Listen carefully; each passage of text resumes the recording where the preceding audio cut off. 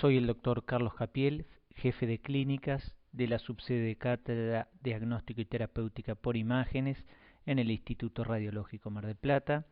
El tema que vamos a ver ahora es el de radiología en el estudio de los huesos y las articulaciones, cómo debemos analizar una RX simple. Vamos a verlo en dos partes. En esta primera parte vamos a ver algunos conceptos generales y en la segunda parte el doctor Costantino les va a hablar de algunas articulaciones en particular. Como ustedes saben, la radiología es un examen médico no invasivo que permite diagnosticar y tratar diversas enfermedades.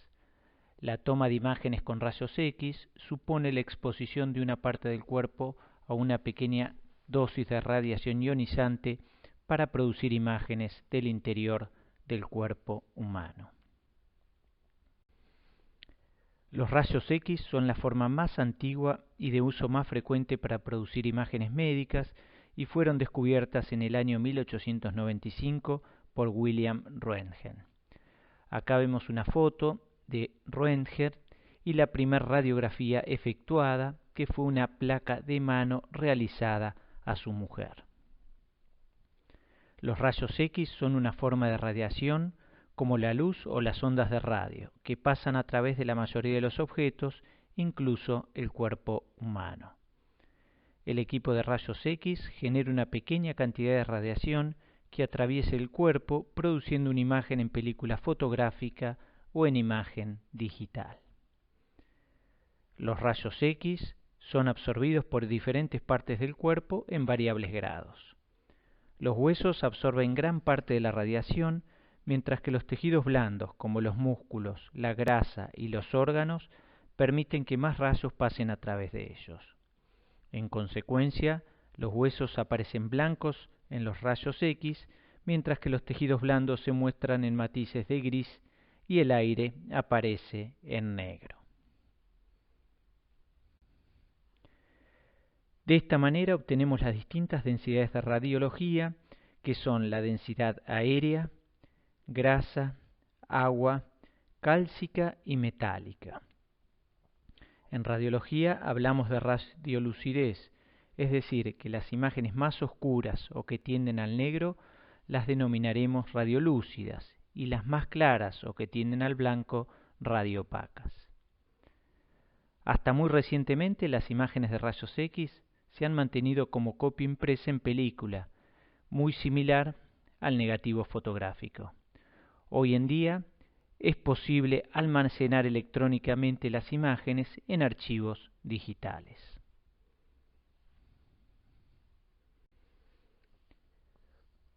La radiología simple es un método muy efectivo y continúa siendo la técnica por imagen más empleada para la valoración de las alteraciones de los huesos y las articulaciones. Muestra con gran detalle la anatomía del esqueleto y permite diagnosticar anomalías óseas o del sistema articular.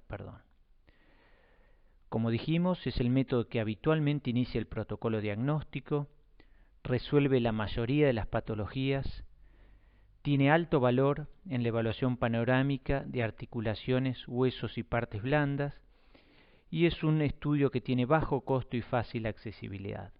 Hoy la mayoría de los centros de salud cuentan con un equipo de rayos X.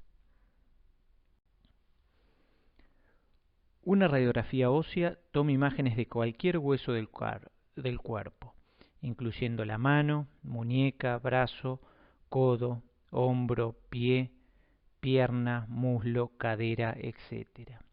Acá vemos radiografías simples de diferentes partes del cuerpo humano.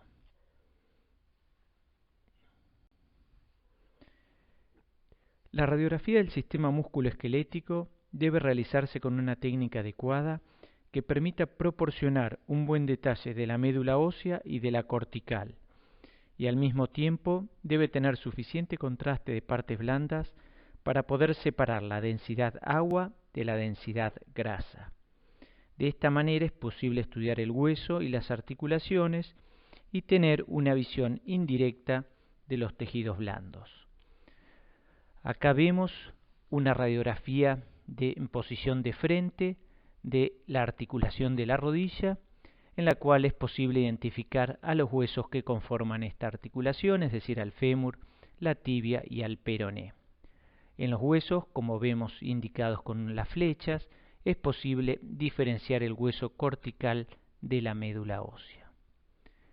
Por otro lado, el contraste de los tejidos blandos permite diferenciar el tejido graso del tejido celular subcutáneo del músculo que presenta mayor densidad. Radiografía de perfil del mismo paciente, donde vemos nuevamente los huesos de la articulación de la rodilla, diferenciamos el hueso cortical de la médula ósea y vemos diferentes contrastes de partes blandas y es posible identificar el tendón rotuliano, a la bursa suprapatelar y al espacio infrapatelar de Hoffa, que tiene una menor densidad debido al contenido graso, y vemos en el sector posterior de la rodilla los tejidos blandos musculares que presentan mayor densidad que el tejido graso. Otros dos ejemplos, en este caso, en el lado izquierdo una radiografía de mano, donde vemos con gran detalle las estructuras óseas y los tejidos blandos vecinos, y en el lado derecho una radiografía de frente de la cintura escapular, donde se observa una lesión lítica, es decir, una lesión que produce destrucción del hueso a nivel del tercio proximal de la clavícula.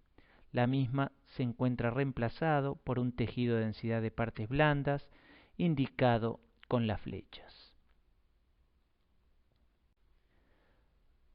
Radiografía de hombro en posición de frente, donde observamos los distintos huesos que conforman la articulación y con una flecha corta, gruesa, mostramos una calcificación que se ubica por delante del troquíter en proyección del tendón del supraespinoso.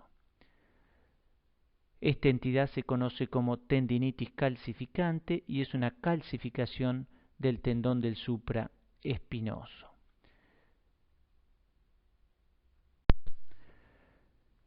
Es importante conocer las indicaciones para utilizar cada técnica, las limitaciones de cada método en particular y los métodos de imágenes apropiados para evaluar distintas alteraciones en el cuerpo humano. Dentro de las limitaciones de la radiología se incluyen que es una imagen bidimensional, es decir, la vamos a ver en dos planos del espacio, tiene mediana sensibilidad y especificidad y, como ya vimos, nos va a ofrecer una pobre visualización de las partes blandas. Dentro de las limitaciones de la radiología dijimos que es una imagen bidimensional y por lo tanto, cuando uno efectúa una radiología de los huesos y las articulaciones, es importante requerir de al menos dos incidencias, preferentemente con una diferencia de 90 grados entre ellas, para poder ubicar una imagen en los tres planos del espacio. En este caso vemos una radiografía de la articulación de la rodilla en posición de frente y de perfil. Es decir, hay una diferencia de 90 grados entre ambas proyecciones.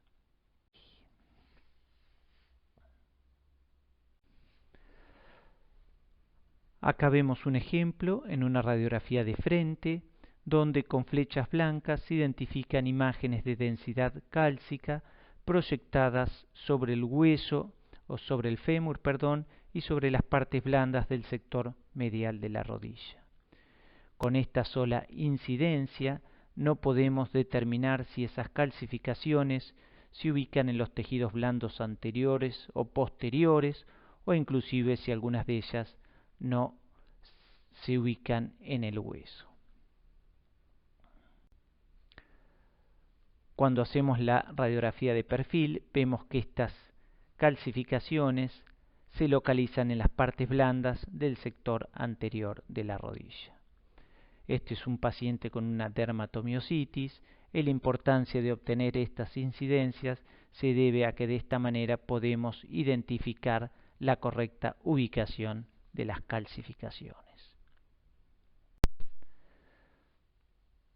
Otro ejemplo, en este caso una radiografía del tercio distal de pierna y tobillo, donde indicamos con una flecha blanca imágenes de densidad cálcica proyectadas sobre el tercio distal de la pierna. Con esta única incidencia no podemos determinar si esas calcificaciones se ubican en los tejidos blandos anteriores, en los tejidos blandos posteriores o sobre el hueso. Cuando completamos con una radiografía en incidencia de perfil, vemos que las mismas se ubicaban en los tejidos blandos de la parte posterior de la pierna. Este paciente presentaba un hematoma calcificado. Generalmente la radiología convencional comprende las proyecciones antero-posterior y lateral. En ocasiones son necesarias proyecciones oblicuas y especiales, particularmente para evaluar estructuras complejas como el codo, la muñeca, el tobillo y la pelvis. Nuevamente, remarcamos la importancia de obtener al menos 2 incidencias cuando evaluamos un hueso y particularmente frente a un episodio traumático. En este caso, un paciente con un antecedente de trauma en la cual observamos una radiografía de mano en posición de frente normal. Cuando completamos con una incidencia oblicua, vemos una fractura indicada con una flecha blanca que comprometía al cuarto metacarpiano. Esto nos demuestra la importancia de obtener al menos 2 incidencias. Las incidencias específicas buscan desplegar las estructuras óseas y los espacios articulares. Su apropiada utilización permite una mayor sensibilidad y especificidad diagnóstica, evitando en muchos casos la necesidad de recurrir a métodos por imágenes más costosos como la tomografía computada, la resonancia o la medicina nuclear. Acá vemos un ejemplo de una incidencia específica. En el lado izquierdo una radiografía de muñeca en posición de frente y en el lado derecho vemos una radiografía de muñeca con desviación cubital. La desviación cubital nos permite desplegar el escafoides y evaluarlo con mucho más detalle. Vemos en este caso una radiografía de muñeca de frente, donde no se identifican alteraciones significativas en un paciente con un antecedente traumático. Cuando completamos con una desviación cubital en ese mismo paciente, se observa una fractura que compromete al cuerpo del hueso escafoides y que está indicado con una flecha blanca. Importancia de utilizar incidencias especiales en algunas estructuras óseas complejas. Un análisis esquelético con rayos X se utiliza para evaluar traumatismos, lesiones neoplásicas primarias o secundarias, infecciones óseas o afecciones degenerativas del hueso o articulaciones. Las proyecciones especiales pueden ser necesarias en ocasiones para demostrar una anomalía del hueso o de la articulación de forma más ventajosa. Dentro de las indicaciones vimos a los traumatismos, en este caso una radiografía de clavícula, donde se observa una fractura que compromete al tercio medio y que está indicado con una flecha blanca.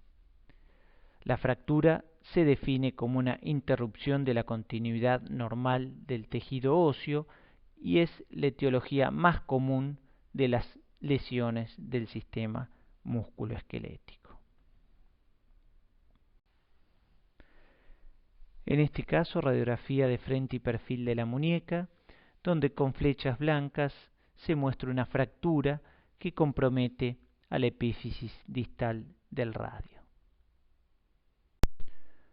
Radiografía de codo en posición de frente y perfil, donde con una flecha blanca se indica una fractura que compromete a la cúpula radial.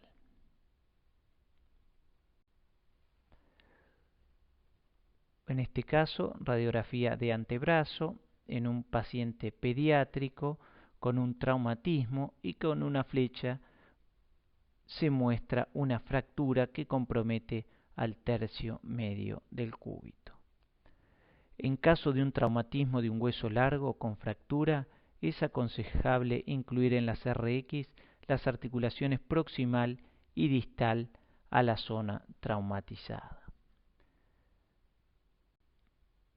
Acá vemos radiografías del mismo paciente donde se incluyen a las articulaciones.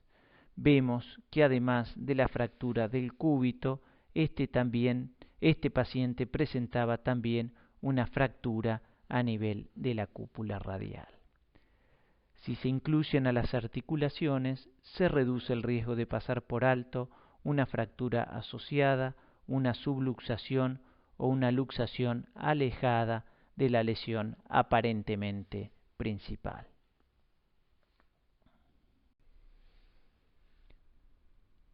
Otro ejemplo que demuestra la importancia de incluir a las articulaciones proximal y distal a la zona traumatizada.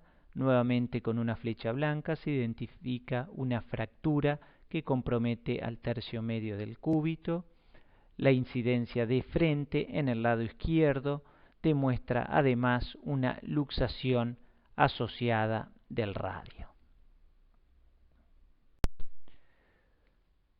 Cuando el hueso se fractura en dos o más fragmentos, se denomina fractura con minuta.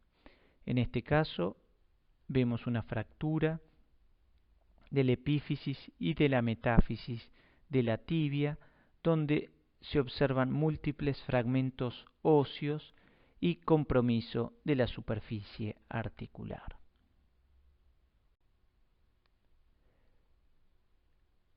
Fractura avulsión es aquella que se produce cuando un fragmento óseo es separado por acción de un músculo o tendón, en este caso una fractura avulsión a nivel del isquion que se encuentra indicado con una flecha blanca. Otro paciente con una fractura avulsión, en este caso una radiografía de hombro-frente, en la cual se observa una avulsión del troquíter y el fragmento óseo se desplaza medialmente y se indica con una flecha blanca. La fractura por estrés es aquella que está causada por aplicación repetitiva de una fuerza sobre un hueso. Acá vemos dos ejemplos en el lado izquierdo de la pantalla, una fractura de estrés a nivel de la tibia y en el lado derecho en el segundo metatarsiano del pie. Se define fractura patológica como aquella que está desencadenada por un trauma en un hueso con patología subyacente. En el lado izquierdo de la pantalla vemos una fractura del fémur en un hueso con alteración en su estructura ósea en un paciente con metástasis con antecedentes oncológicos. En el lado derecho, un paciente portador de un quiste óseo aneurismático con una fractura que compromete al tercio proximal del húmero. Otra de las indicaciones de la radiología son los cambios degenerativos que se producen a nivel de las articulaciones. Habitualmente los cambios degenerativos se manifiestan con disminución de altura del espacio articular, osteofitos y la presencia de esclerosis y geodas subcondrales. En el lado derecho observamos una radiografía de cadera en posición de frente con cambios degenerativos a nivel de la articulación coxofemoral. Con una flecha negra blanca se indica el pinzamiento del espacio articular. Con la flecha negra corta se observa la esclerosis subcondral y la flecha blanca nos muestra la presencia de osteofitos. Nuevamente los cambios degenerativos, en este caso a nivel de una articulación del hombro, de la articulación glenohumeral. La flecha negra blanca nos muestra el pinzamiento del espacio articular. la flecha negra corta la presencia de esclerosis y los osteofitos se indican con una flecha blanca. Y a nivel de la columna cervical, los mismos cambios que veíamos en las otras articulaciones. La flecha blanca nos muestra un pinzamiento, es decir, una disminución de altura del espacio articular entre C5 y C6, acompañado de pequeños osteofitos que crecen en dirección anterior. Y en este caso, una radiografía de la columna lumbar en posición de frente y perfil. En la incidencia de perfil se muestran con flechas blancas la presencia de osteofitos anteriores.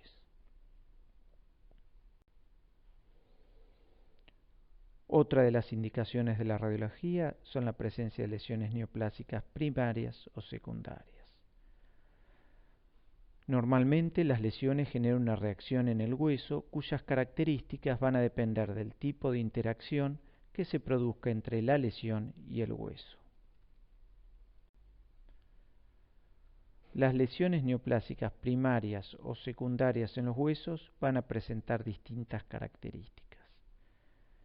Se habla de lesiones líticas cuando provocan destrucción ósea y en las radiografías las vamos a visualizar como imágenes radiolúcidas.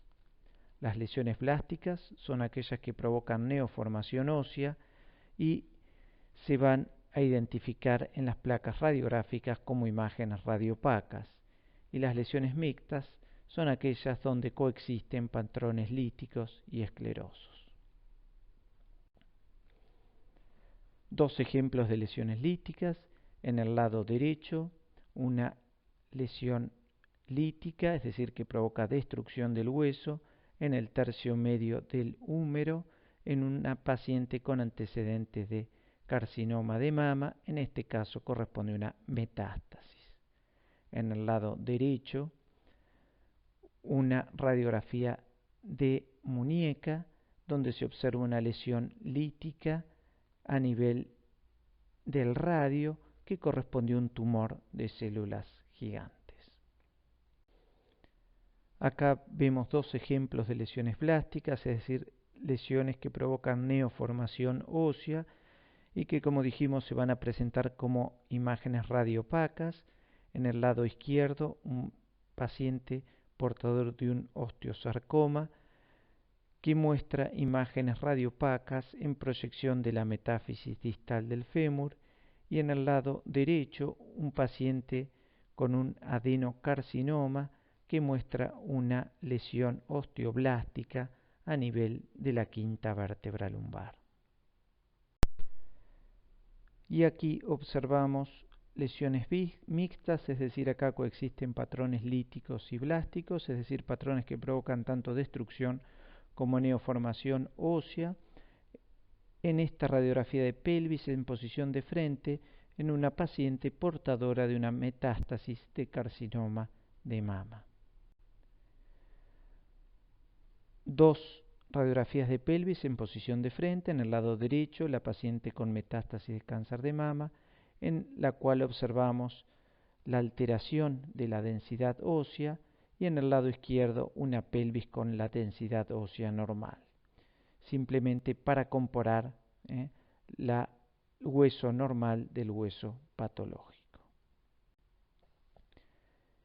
Otro paciente con lesiones mixtas donde coexisten patrones líticos y blásticos, en este caso una radiografía de columna lumbar en posición de frente y perfil en un paciente portador de metástasis de cáncer de próstata. Resumiendo, podemos decir que la radiología es un excelente método para el estudio del hueso y las articulaciones. Nos muestra con gran detalle la anatomía del esqueleto y permite diagnosticar anomalías óseas o del sistema articular. El estudio de rayos X es relativamente económico y se encuentra ampliamente disponible y resuelve la mayoría de las patologías. Como desventaja, podemos decir que proporciona poca información sobre las partes blandas, los músculos, los ligamentos y tendones. Muchas gracias.